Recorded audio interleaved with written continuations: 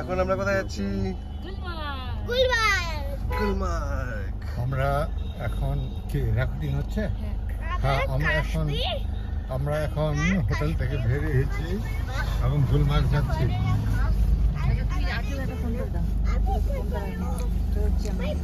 Hello বন্ধুরা, তোমরা সবাই কেমন আছো? আশা করছি সবাই খুব ভালো আছো, আমরাও ভালো আছি।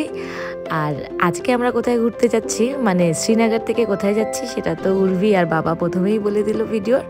তো হ্যাঁ, আমরা আজকে যাচ্ছি গুলমার্গ। ভালোই ঘুরলাম, 2 দিন লোকাল ট্যুর করলাম, হাউস বোট ঘুরলাম, সবই করলাম।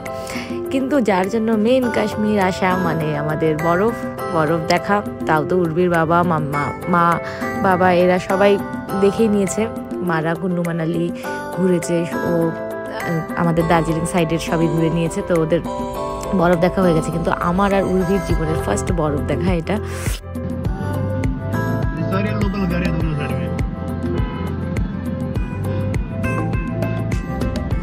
दोनों कश्मीरी पंडित और मुसलमान लोग भी यहाँ पर एक साथ। আমাদেরকে যে পুরো কাশ্মীরটা ঘুরিয়ে দেখিয়েছিল, মানে যেই দাদার সাথে আমরা ঘুরেছি, আমাদের ড্রাইভার দাদা, সে আমাদের এই পুরো লোকালগুলো পরিচয় করাচ্ছিল। কোথায় কে থাকে, কোথায় কেমনভাবে কি হয়, কোন জায়গাতে কিসের এরিয়া, কোথায় কেসার হয়, কোথায় অ্যাপেল গার্ডেন আছে, এটা সব দেখাতে নিয়ে যাচ্ছিলো। তো তোমরা ওইভাবেই আমাদের সাথে চলো। লোকাল সাইট সিন করতে করতে আমরা পৌঁছে যাই গুলমার্গে।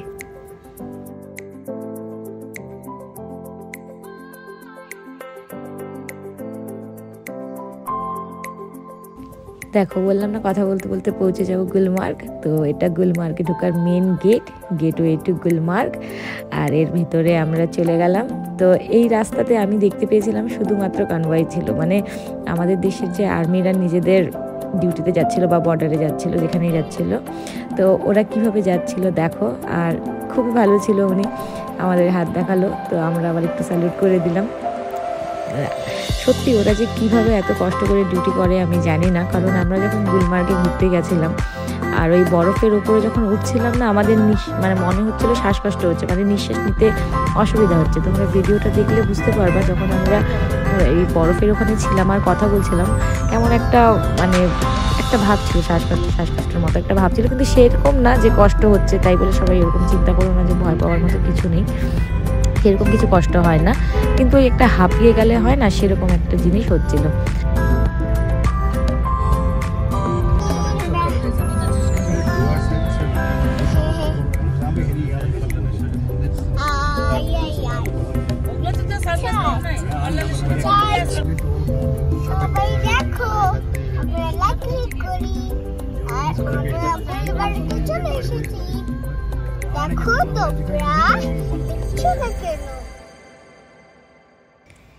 এই শুরু বরফের রাস্তা। মানে এখানেই তো আমার নেমে গিয়ে মা আমি দুইজনই, মা তো প্রথম থেকেই পাগল হয়ে যাচ্ছিল যে চল গিয়ে একটু ধরি। আর আমাদের ড্রাইভার দাদা বলছিল যে এখানে কিছুই নেই, এগুলো তো নোংরা বরফ, ওপরে চলো, তারপরে গিয়ে তোমরা বরফ দেখতে পাবে। তো আমাদের এখানেই নেমে খেলতে ইচ্ছা করছিল, তবুও নিজেদেরকে আটকালাম, কারণ এখানে দাঁড়ানোর জায়গা ছিল না। তো আমরা যত উপরে উঠছি তত এটা সাদা আর সাদা, মানে চারিদিক আমাদের বরফে সাদা, একদম বরফের মরুভূমি। মনে হচ্ছিল 2 হাত দিয়ে পুরো ধরি আর ধরে দিয়ে কি ফিল করি জিনিসটাকে কেমন লাগে। তাই জন্য আমি দাদাকে বললাম, দাদা কোথাও দাঁড়াও, চলো একটু ফটো তুলি, তারপরে আবার যাবো উপরে।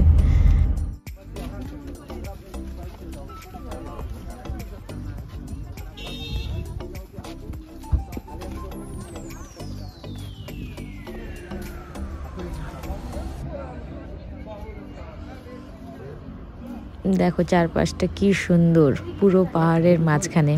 আর এটা একটা ভিউ পয়েন্ট, এখানে সবাই দাঁড়িয়ে ছবি তুলছিল, তো আমরাও দাঁড়িয়ে ছবি তুলে নিলাম সবাই ফ্যামিলি মেম্বাররা একসাথে।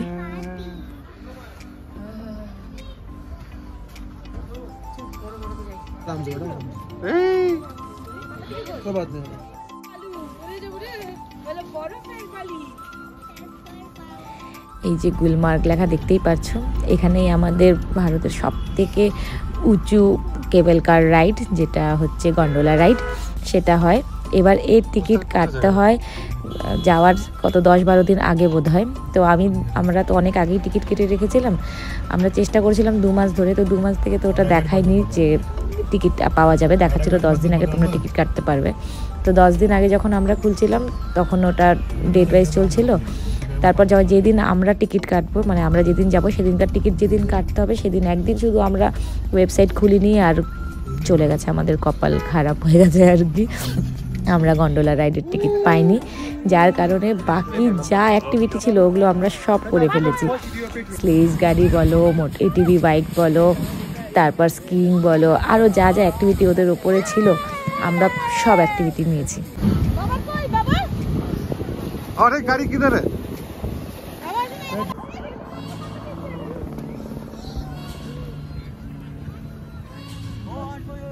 भैया फोन इधर दे दो, ग्रुप का फोटो ले लीजिए। छको बस बस बस बस बस ज्यादा नहीं ज्यादा।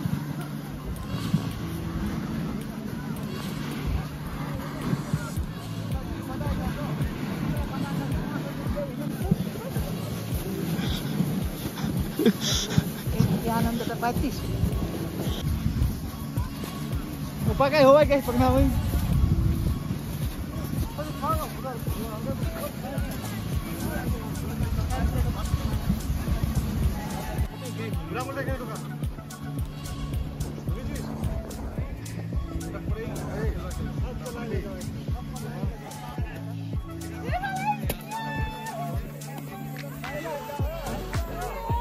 এই স্লেজ গাড়ি করে আমরা 6টা পয়েন্ট ঘুরিয়েছিল, আর আমরা তো খুব মজা করছিলাম প্রত্যেকটা জায়গায় দাঁড়িয়ে দাঁড়িয়ে। আর উর্বি তো এক্সট্রা মজা করছিল, কারণ ও কাকে যে বরফের বল বানিয়ে মারবে ও নিজেই পুরো কনফিউজড হয়ে যাচ্ছিলো এত লোককে দেখে। আর আমাকে বলছে মাম্মি তুমিও আসো, ফটাফট আমিও গেলাম, আর পুরো বরফের এরকম বলগুলো বানিয়ে সবার আগে মাকে মারা শুরু করলাম, তারপর মেয়ে, তারপর বর, তারপর সবাই খেয়ে। আর বাবা তো ওইদিকেই ব্যস্ত, যারা স্লেজ চালাচ্ছিল তাদের সাথে ওদের লোকাল জিনিস নিয়ে গল্প করাতে বাবা ব্যস্ত, আমরা আমাদের এনজয়মেন্টে ব্যস্ত, মানে এক আহামরি ব্যাপার আর কি। চল নেক্সট রাইড ওই যে ফ্রুটিটা কই?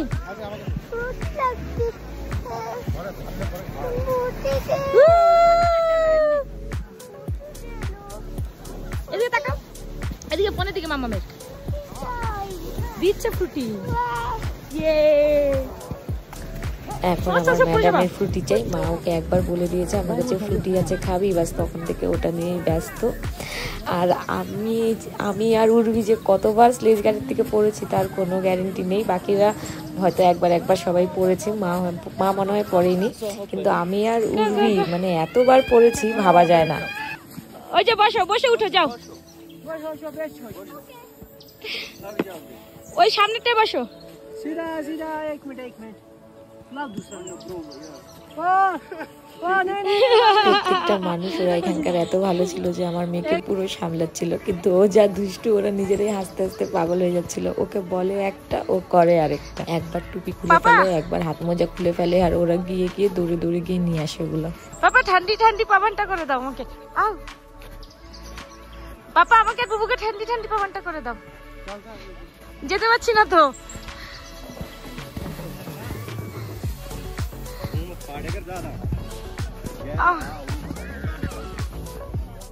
অনেক কষ্ট উঠতে, অনেক কষ্ট।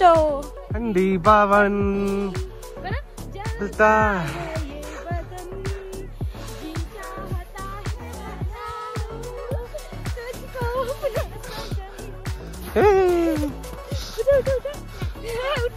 কাশ্মীরে যাওয়ার আগে ফেসবুকে দেখেছিলাম সবাই এইভাবে ঠান্ডি পবন এরকম গান এখানে শ্যুট করছিল আর ধাপ করে পড়ে যাচ্ছিল। তো উর্বি আমাকে তখনই বলছিল মা কাশ্মীরে গিয়ে আমরাও করবো, তাই আমিও আরও একটু মজা করার জন্য করলাম। আর এই গাছটা হচ্ছে অনুষ্কা শর্মা আর শাহরুখ খানের যে একটা গান আছে জিয়া রে, এই গানটাতে অনুষ্কা শর্মা এই গাছেরই একটা ডালে বসে একটা ভিডিওটা শ্যুট করেছিল।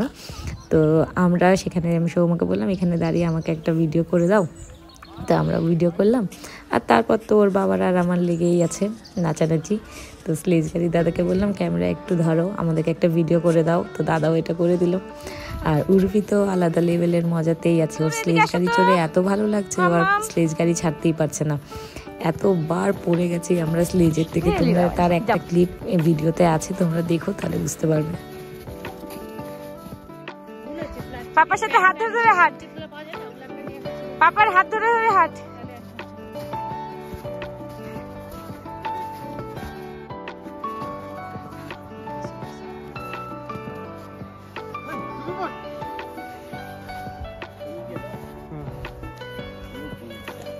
ওই দেখ কি সুন্দর স্নোম্যান বানিয়েছে একটা দিদি, স্নোম্যান বানিয়েছে।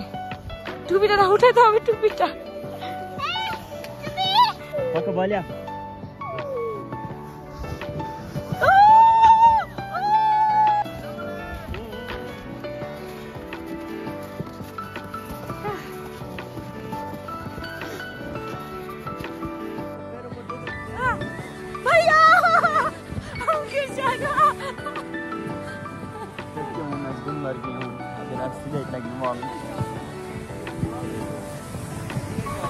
भैया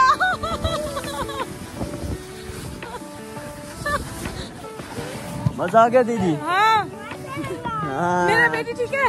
तेरा बेटी भी ठीक है। मम्मा सीखी किसको इसको करना? मेरे को करना है और इसके पापा को करना है।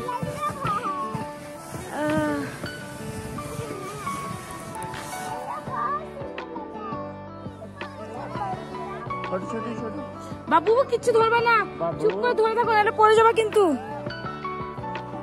অ্যাকচুয়ালি আমি আর উর্বি যে স্লেজে বসেছিলাম, মানে যে দাদাটা চালাচ্ছিল, সে হচ্ছে নতুন নতুন স্লেজ চালাচ্ছে, যার জন্য ওকে একটু কম মানে ভারী প্যাসেঞ্জার দেওয়া হয়, তো ও আমাদেরকে নিয়েছিল আর সারা রাস্তায় এতবার ফেলেছিল, মানে কি আর বলবো। छोटो आप ठीक हो ना? छोड़ो, चलो जाओ। हाँ सब हो जाता है, एक्सीडेंट हो जाता है। कुछ मान ठीक है, कुछ निजाम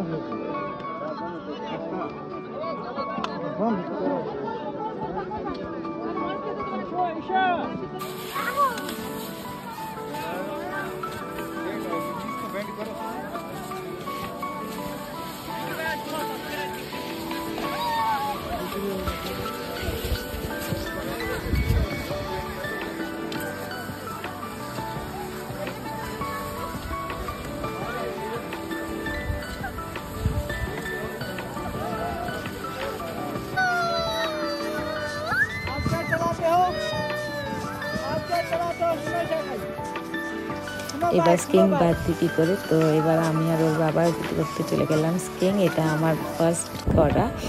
আর উর্বি চালালো কি স্নো বাইক বলে একটা গাড়ি ছিল, ওটা বাচ্চাদের ছিল, ওটা উর্বি চালালো, আমি আর ওর বাবা স্কিং করলাম। তো এইভাবেই আমরা আনন্দ করে আমাদের পুরো দিন কাটিয়েছি, ভীষণ মজা করেছি। আর এখানে স্পেশালি যেগুলো কাশ্মীরের স্পেশাল খাবার বরফের মাঝখানে পাওয়া যায়, সেগুলো সব খেয়েছিলাম। কাওয়া, তারপর একটা কি জানি বলে, নারিকেলের হয়। তো এইভাবে ভীষণ মজা করেছি সারাদিন কাটিয়ে। পরে আবার স্লেজ গাড়ি করে আমরা নেমেছিলাম, পরে একটা রেস্টুরেন্টে খাওয়া দাওয়া করে আবার হোটেলে চলে গেছি। তো এইভাবেই আমরা আমাদের গুলমার্গের ট্রিপ দিনটা কাটিয়েছিলাম, ভীষণ মজা করে, ভীষণ আনন্দ করে।